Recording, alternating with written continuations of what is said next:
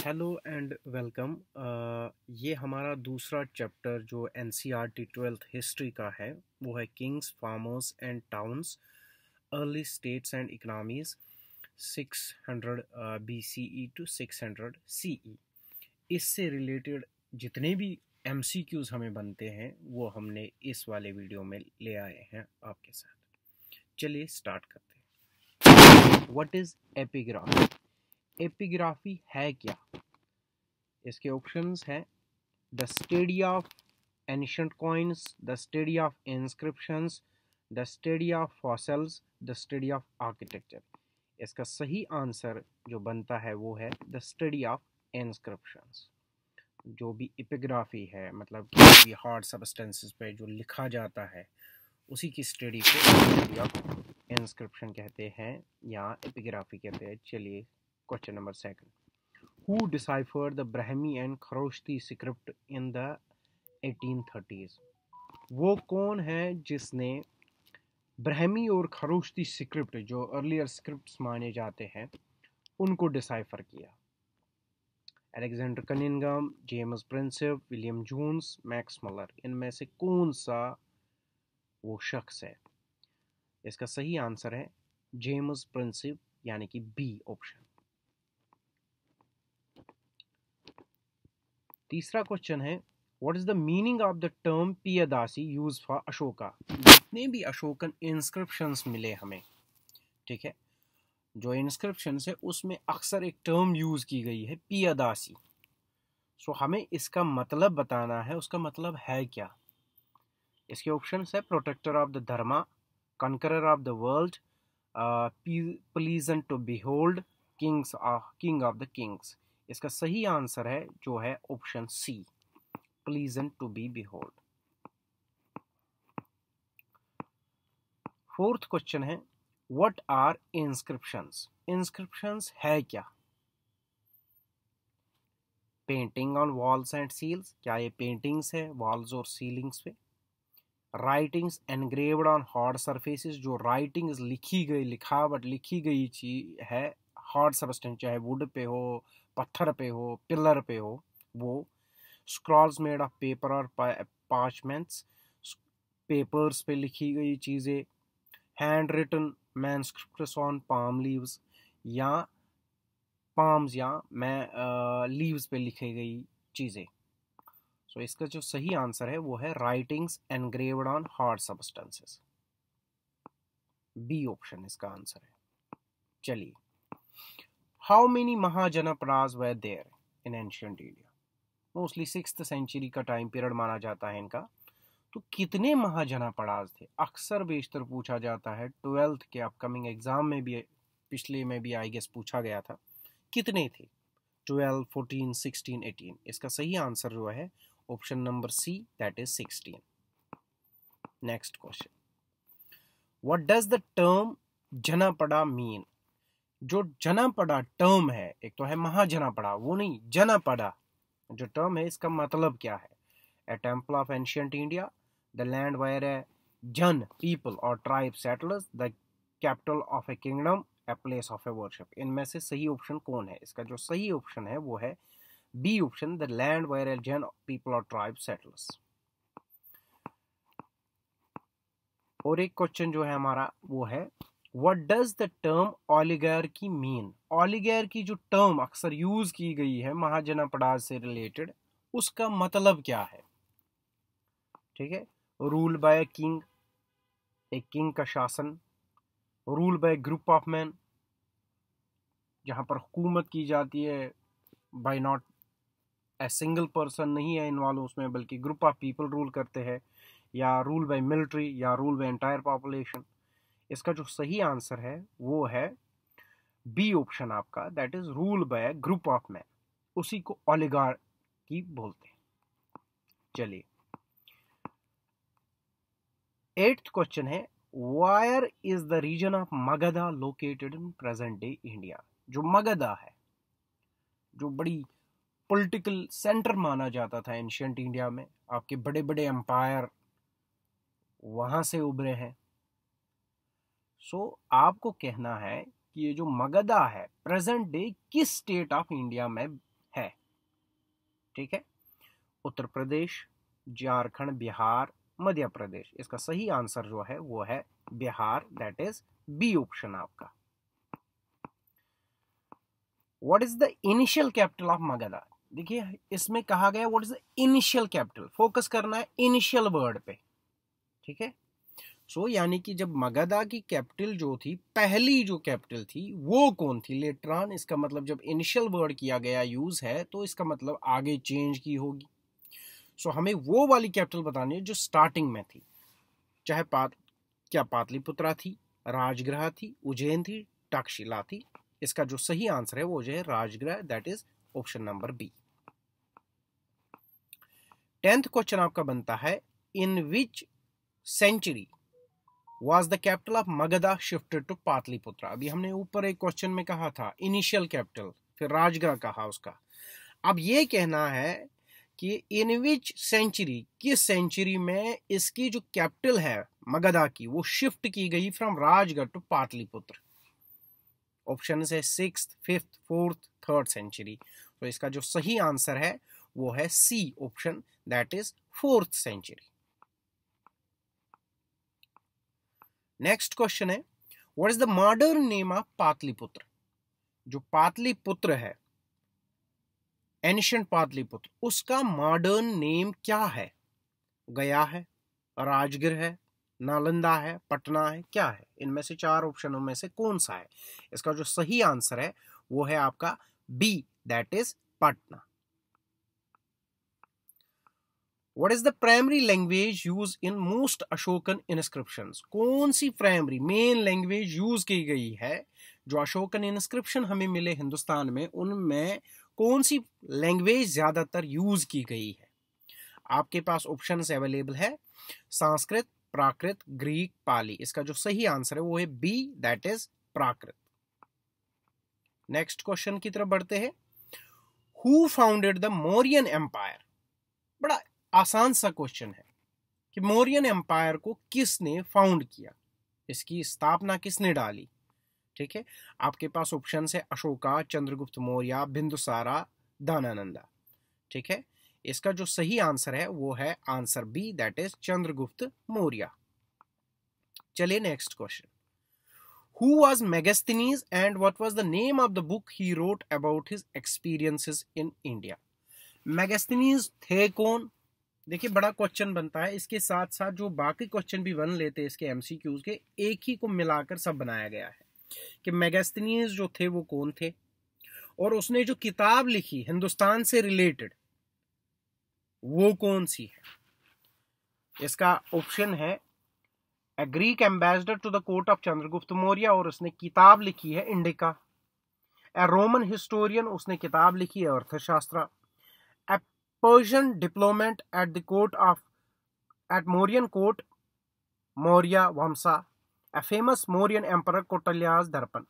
ठीक है, ये है ऑप्शन, लेकिन इसका जो सही आंसर बनता है वो है A, that is a Greek ambassador to court of Chandragupta Maurya. ये ग्रीक एम्बेसडर भेजे गए थे चंद्रगुप्त मौर्य के कोर्ट में, और उसने जो किताब लिखी, बड़ी फेमस किताब है, अक्सर बेशतर पूछा जाता है एग्जाम में, इसका नाम है Indica, INDICA। There is one more book the same name, INDIK, Indica. तो ये वाली इंडिका है, INDICA। चलिए नेक्स्ट क्वेश्चन, द अर्थशास्त्र, a famous ancient Indian treatise on state craft, economics and military strategy, was composed bye. जो बड़ी famous है अर्थशास्त्र, बड़ी इंपॉर्टेंट इंफॉर्मेशन देती है हमें मौर्यन एम्पायर के बारे में, वो इनमें से किसने लिखी है? मेगास्थनीज ने लिखी है, अशोका ने लिखी है, कौटिल्य ने लिखी है जिसका और एक नाम था चाणक्य, या चंद्रगुप्त मौर्य ने लिखी है? इसका जो सही आंसर है ये आप सबको पता होगा, दैट इज सी, कौटिल्य या चाणक्य। जो चाणक्य अक्सर पूछा जाता है, चाणक्य ग्रेट इंडियन स्ट्रैटेजिस्ट, या बड़े फेमस है, IAS एकेडमीज है इसके नाम पे, बड़े बड़े इंस्टीट्यूशन है इसके नाम पे, ये वही चाणक्य है। नेक्स्ट क्वेश्चन की तरफ बढ़ते हैं, who was the first ruler to inscribe his message to his subjects and officials on stone surfaces including natural rocks and polished pillars. वो कौन सा ऐसा पहला शासक है या रूलर है जिसने अपने सब्जेक्ट्स के साथ डायरेक्ट कम्युनिकेट किया, ठीक है, या उनको मैसेजेस दी, व्हाटएवर, किसके जरिए? अपने जो इसने रॉक्स बनाए थे या पिलर्स खड़ा किए थे उनमें जो लिखे गए जो इंफॉर्मेशन थी उन लोगों के लिए, मतलब try to communicate with the people, कि उनके पास इंफॉर्मेशन पहुंचानी है इन जरियों से, इन चीजों से, जैसे रॉक पिलर्स थे, पॉलिश्ड पिलर्स थे, ठीक है, इनसे। कौन थे ऐसे रूलर? ये थे आपके जो बड़े फेमस थे, अशोका, यानी कि बी ऑप्शन। चलिए next question. What was the role of Dharma Mahamatras during Ashokan rain? धर्म महामाता जो एक ग्रुप था अशोकन रूल के टाइम पे, इनका मेनली काम क्या था? To enforce military law and discipline, to spread the message of Dhamma, to collect taxes from the empire, to oversee the trade and commerce. क्या ये चीजें थी इनमें से, या कौन था? कौन सा ऑप्शन सही है? इसका ऑप्शन जो सही ऑप्शन है वो है that is B, to spread the message of dhamma. चलिए नेक्स्ट क्वेश्चन। आपका नेक्स्ट क्वेश्चन बनता है who compose the Prayag Prashasti also known as the Allahabad pillar inscription in Sanskrit during the reign of Samudragupta. Prayag Prashasti जिसका और एक नाम है अलाहाबाद पिलर इनस्क्रिप्शन, जो संस्कृत में लिखी गई, लैंग्वेज संस्कृत में, इसको किसके रेन फाइनली लिखा हुआ है? समुद्रगुप्त के रेन में लिखा गया है, ठीक है। ये बताना है इसको कंपोज किसने किया है, ठीक है। आपके पास ऑप्शन है बाना भट्टा, कालिदासा, हरिसिना एंड भास्कराचार्य। इसका जो सही आंसर है वो है आपका सी, जो है Harisena. Next question. Who was a gahapati in ancient Indian society? Gahapati एक टर्म यूज की गई है किसी के लिए, आपको बताना है वो गहपति का मतलब क्या है। A military commander responsible for defense, military commander था। The head or master of household, head or master of household controlling resources, people within it, कि family का sort of head। A religious leader overseeing rituals and ceremonies, या कोई religious leader जो rituals और ceremonies hand over करता था, उनको देखता था या करवाता था, या वो स्कॉलर जो एंशिएंट स्कूल्स एंड यूनिवर्सिटी में पढ़ाता था, डी वाला। सो इसका जो सही आंसर है वो है आपका B, that is the headmaster of household controlling resource and people within it. Next question. Next question आपका बनता है मैच द फॉलोइंग। यहां दिए गए ऑप्शन है, आपको करेक्टली इनको मैच करना है। आपके पास ऑप्शन है वेलालार, उजावार, अधिमाई, ठीक है। इनमें से आपको दिए गए ऑप्शनों में से करेक्ट बताना है कि इसका करेक्ट ऑप्शन कौन है। वेलालार का यहाँ मतलब क्या है, उजवार का मतलब इसके बगल में क्या है, अधिमाई क्या है, ठीक है। ऑप्शंस आपके पास है। सो इसका जो सही ऑप्शन है वो है ए का जो पहला है वही इसका सही ऑप्शन है। यहाँ मैंने ए करके लिखा है, मतलब ऑप्शन नहीं दिया हुआ है। इसका जो पहला ही ऑप्शन है, यानी कि ए का 3, बी का 1, सी का 2, ठीक है, यही इसका सही आंसर है। दैट इज ए का जो 3 है, ए को हम 3 से देखते हैं, वो क्या है, लार्ज लैंड ओनर्स, ठीक है। लार्ज लैंड ओनर्स जो बड़े बड़े लैंड ओन करते थे उनको बोलते थे वेलालार, ठीक है। उजावार किसको कहते हैं? इस उजावार को किसको कहते हैं? उजावार प्लॉहमैन को बोलते हैं, ठीक है। ये वाला इसके साथ है। और थर्ड जो है सी, अधिमाई, अधिमाई कहते थे स्लेव को। ये मैंने उधर ही अधिमाई लिखा है, अगर कोई चालाक हो तो करेक्टली, लेकिन ऐसा कुछ होगा नहीं, वहाँ बड़ा ये नहीं होगा, यहाँ बाई मिस्टेक ये हुआ है। चलिए नेक्स्ट क्वेश्चन की तरफ चलते हैं। इसका जो पहला आंसर ठीक है वो है पहला ही, ठीक है। चलिए next, the Harshacharita, a biography of the ruler Harshavardhana of Kannauj. Harshacharita एक बायोग्राफी लिखी गई है हर्षवर्धन किंग जो थे उसके ऊपर, कनुज के जो रूलर थे, ठीक है। वाज कंपोज इन संस्कृत, संस्कृत में कंपोज की गई है। बाय विच कोर्ट पोइट, उसके कोर्ट में एक पोइट थे, उसी ने लिखी थी। आपको बताना है इन चार में से कौन था वो कोट पॉइंट हर्षवर्धना का। कालिदासा था, बाना भट्टा था, भाषा था, भावा बुड्ढी था। आपको इसका सही आंसर बताना है। इसका सही आंसर जो है वो है आपका बाना भट्टा। ठीक है, ऑप्शन बी। चलिए, what was an Agrahara in ancient India. Agrahara जो टर्म अक्सर यूज की गई है, ये क्या, इसका मतलब क्या है, किससे रिलेटेड है? इसका जो सही मतलब है दैट इज, अग्रहारा एक टर्म थी, लैंड ग्रांट के लिए यूज की गई थी। ठीक है, जो ब्राह्मण्स को लैंड दिया जाता था उसी को अग्रहारा कहते थे। ठीक है, इसका ऑप्शन जो है वो बी है। चलिए next option, how many mahajanapada exist in ancient India. ये अभी रिपीट हुआ है क्वेश्चन। ठीक है, कितने महाजनपड़ाज है इंडिया में, कितने थे उस टाइम? ठीक है, सो आपने पहले ही कर दिया है, इसका आंसर जो है 16 है। चलिए next question, what do वोटिव inscription record. एक टाइप ऑफ इंस्क्रिप्शन है जिसको वोटिव इंस्क्रिप्शन है, उसको आपको कहना है कि इन इंस्क्रिप्शन में अक्सर बेशतर क्या रिकॉर्ड किया जाता है। जैसे इंस्क्रिप्शन, कोई इंस्क्रिप्शन ऐसा था जिसमें लैंड ग्रांट का मेंशन किया जाता था, या किसी में मैसेज रहती थी, या किसी में कोई और चीज रहता था, मेंशन किया रहता था। इसी तरह एक वोटिव इंस्क्रिप्शन था। इसमें आपको देखना है कौन सा ऑप्शन सही है, ये वोटिव इंस्क्रिप्शन थे क्या। ठीक है, एक है legal decrease issued by ruler के, जो लीगल डिक्रीज थे, ऑर्डर्स थे रूलर के, वो थे। या बैटल्स एंड मिलिट्री विक्ट्रीज, जो बैटल या मिलिट्री विक्ट्रीज मिलती थी बादशाहों को, उनके लिए एक स्तंभ खड़ा किया जाता था, पिलर खड़ा किया जाता था, या इंस्क्रिप्शन स्टार्ट किया जाता था उसकी मेमोरी में, ये था। Gifts made to religious institutions, gifts दिए जाते थे रिलीजियस, इन पे मेंशन किया जाता, ये था। टैक्स कलेक्शन रिकॉर्ड, या टैक्स कलेक्शन रिकॉर्ड रखती थी। ठीक है, इनमें से आपसे कौन सा ऑप्शन सही लगता है वो आपको बताना है। इसका जो ऑप्शन सही है वो है C, that is gifts made to religious institutions. चलिए next, what does the term shrenis refer to. आपको बताना है ये जो वर्ड श्रीनी है या टर्म श्रीनी है, एंशिएंट इंडियन कॉन्टेक्स्ट में अक्सर बेशतर मिलता है, मेडिवल में भी, इसका मतलब क्या है। ठीक है, रॉयल एडमिनिस्ट्रेटिव बॉडीज है, एसोसिएशन और guilds of merchants, artisans and traders है, रिलीजियस सेक्ट है कोई, ठीक है, या मोनेस्टिक ऑर्डर है, या एजुकेशनल इंस्टीट्यूशन है। इसका मतलब नहीं, इसका जो सही आंसर है वो है B, that is association of guilds and merchants, artisans, traders.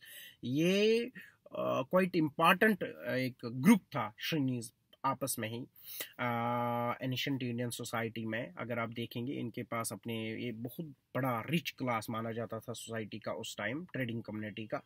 और इनके खुद कोर्ट्स थे सॉर्ट ऑफ, ये खुद रूल बना सकते थे कुछ कुछ, या खुद की क्वाइने जारी करते थे। ये खुद ही दर्शाता है कि ये कितना इंपॉर्टेंट क्लास था सोसाइटी का। सो इसका करेक्ट ऑप्शन है वो है B.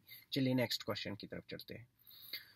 Punchmark coins amongst the earliest form of coins in ancient India were primarily made from which material? Punchmark coins, जो पहली कॉइन्स हिंदुस्तान में पाई जाती है, दैट इज पांचमार्क कॉइन्स, उनको कहते थे अर्लीस्ट कॉइन्स कहते थे। ये इनमें से दिए गए ऑप्शंस में से आपको बताना है किस मटेरियल से बनी थी। ठीक है, क्या ये गोल्ड की बनी थी, सिल्वर की बनी थी, सिल्वर एंड कॉपर की बनी थी, कॉपर एंड ब्रोंज की बनी थी, ब्रोंज एंड आयरन की बनी थी। इनमें से आपको सही ऑप्शन बताना है कि किस मटेरियल की बनी हुई थी। ठीक है, ये पहली कॉइन्स पाई गई थी। पांच मार्क इसके, क्योंकि पांच पे प्रेस करके इनको बनाया जाता था, उसके ऊपर निशान बनाया जाता था। ठीक है, इसका जो सही आंसर है वो है बी आपका, that is silver and copper. चलिए next question, which civilization was the first to issue in the Indian subcontinent bearing the names of images of rulers? आप में से बताना है इनमें से किस सिविलाइजेशन ने पहले हिंदुस्तान में कॉइन इश्यू की, जिस कॉइन के पीछे नाम भी था, या सॉरी नेम भी थे, और प्लस इसके साथ नेम्स के साथ साथ रूलर का नाम भी, इमेज भी रहती थी। सो कौन सा ऐसा सिविलाइजेशन या कौन सी ऐसी डायनास्टी, कौन सा ऐसा यहाँ पर रूलर्स रहे हिंदुस्तान में जिनने ये स्टार्ट किया पहले? So it way none other than आपका C option, that is Indo Greeks. चलिए next question, which dynasty is credited with issuing the first golden coin in India around the 1st century BC? 1st century BCE यानी कि इसमें पहली golden coin किसने issue की थी? क्या ये सतवानाज थे, मौर्याज थे, गुफ्ताज थे, कुशानाज थे? इसका जो सही आंसर है वो है आपका सी, दैट इज कुशानाज। चलिए next question, what does the field of numismatics study? Numismatics एक स्टडी मेथोडोलॉजी है जिससे हम किसी चीज को पढ़ लेते हैं। आपको बताना है इनमें से किसकी स्टडी को न्यूमेस्मेटिक्स कहते हैं। एक टर्म यूज की जाती है, जैसे हम कहते हैं बायोलॉजी ये इसको पढ़ते हैं, जोलॉजी वाले ये करते हैं, डिफरेंट डिफरेंट है ना, हिस्ट्री खुद में ये पॉल साइंस ये पढ़ते हैं। इसी तरह आपको बताना है एक स्टडी है न्यूमेस्मेटिक्स, उसमें हम क्या करते हैं, वो लोग क्या करते हैं न्यूमेस्मेटिक्स फील्ड वाले। ठीक है, इसके क्या वो एंशिएंट मैन्युस्क्रिप्ट्स पढ़ते हैं, fossils, prehistoric life, language and their origin, coins. तो इसका जो सही आंसर है वो है कॉइन्स। अक्सर बेशतर पूछा जाता है ये क्वेश्चन। ठीक है, आपका जो नेक्स्ट क्वेश्चन है 30 वाला क्वेश्चन, वो स्टार्ट करते हैं। वो क्या है, which tribal republic active around the first century CE in the region of present day Punjab and Haryana issued several thousand copper coins? एक रिपब्लिक, एक ट्राइबल रिपब्लिक थी। ठीक है, एक ट्राइबल रिपब्लिक थी जो एक्टिव थी फर्स्ट सेंचुरी CE में, प्रेजेंट डे जो पंजाब या हरियाणा है उस रीजन में। इन्होंने इशू की बहुत सी कॉपर कॉइन्स। ठीक है, आपको बताना है ये हुए ऑप्शन में वो कौन सा ट्राइबल रिपब्लिक था। नीचे दिए गए ऑप्शन मलावाज है, यदवाज है, अर्जुनियाज है, शूद्रकाज है। ठीक है, इसका जो सही आंसर है वो है बी, दैट इज यदवाज। ठीक, चलिए नेक्स्ट 31 आपका क्वेश्चन बनता है, in which year did James Prinsep successfully decipher the ancient Brahmi script leading to the understanding of emperor Ashoka's inscriptions? कि ये जो जेम्स प्रिंसिप थे उसने जो डिसाइफर किया ब्राह्मी स्क्रिप्ट, इसने अंडरस्टैंडिंग ऑफ अशोकन इंस्क्रिप्शन को हमें बड़ा इजी बना दिया। अशोकन इंस्क्रिप्शंस को अंडरस्टैंड करने में बहुत ज़्यादा मदद की, क्योंकि जब ये डिसाइफर हुआ तभी तो हम पढ़ सकते हैं कि क्या लिखा गया था। जब इसने ये डिसाइफर किया तभी हमें बहुत ज़्यादा फ़ायदा मिला इससे हमें, ताकि ज़्यादा से ज़्यादा नॉलेज एक्सट्रैक्ट करें इन चीज़ों से, क्या लिखा है क्या नहीं लिखा है ये सब हमें पता चला इस चीज़ से। सो आपको बताना है किसने ये, सॉरी जेम्स प्रिंसिप ने तो किया ही किया इसको। ठीक है, ब्राह्मी स्क्रिप्ट को आपको बताना है कब, किस डेट में, 1820, 50, 38, 1865। इसका जो सही आंसर है वो है बी, आपका 1838। आपका नेक्स्ट क्वेश्चन जो बनता है, what is the primary focus of palaeography? आपने अभी देखा इंस्क्रिप्शंस के रिलेटेड एपिग्राफी, एपिग्राफिस्ट या बद और कोई सी टर्म थी। इसी तरह और एक टर्म है जिसका नाम है जो है पैलियोग्राफी। इसको बताना है आपको कि ये है क्या पैलियोग्राफी। क्या ये स्टडी ऑफ एंशिएंट आर्टिफैक्ट्स है, क्या ये study of ancient hand writing scripts है, क्या ये स्टडी ऑफ एंशिएंट आर्किटेक्चर है, क्या ये स्टडी ऑफ एंशिएंट लैंग्वेजेस है? इसका सही ऑप्शन जो है, सही आंसर जो है वो आपका बी बनता है, that is study of ancient hand writing and scripts. ठीक है, चलिए नेक्स्ट क्वेश्चन आपका आई गेस लास्ट क्वेश्चन है। सो वो है, इन 1784 the Asiatic society, that is जिसको और एक नाम से जाना जाता है एशियाटिक सोसाइटी ऑफ बंगाल, वो किसने फाउंड की? उसके फाउंडर कौन थे? ये नन अदर देन जो आपके विलियम जोन्स है उसने किया है। लास्ट वाला जो क्वेश्चन है वो किताबों से रिलेटेड है। मैच द फॉलोइंग, आपको दिखाना है कि आपको बताना है इनमें से जो ऑप्शन दिए गए हैं इनमें से किसने कौन सी किताब लिखी है। वो है DN झा, इंडियन एपिग्राफी, सोलेमन है, RS शर्मा है, DC सरकार है, रोमिला थर्प है। सो इनमें से आपको करेक्टली चूज करना है ऑप्शन, देखना है कौन सा ऑप्शन सही है। आपके ऑप्शन है ABCD। आपका इसका जो सही आंसर है वो मैं बता ही देता हूँ, that is the option number D, that is 1C 2A 3B 4E 5D। सो ये आपका आज का सेशन था MCQs का, जो सेकंड चैप्टर से रिलेटेड था हिस्ट्री से। इसी तरह हमारे साथ जुड़े रहने के लिए और एक नया वीडियो लाने के लिए रहिए हमारे साथ। जब भी वो आएगा आपको पता लगेगा। प्लीज़ उसके लिए आप हमारे चैनल को सब्सक्राइब करें ताकि आपको टाइमली पता चले कि कब सेकंड वीडियो आ जाए। ठीक है, तब तक के लिए थैंक यू।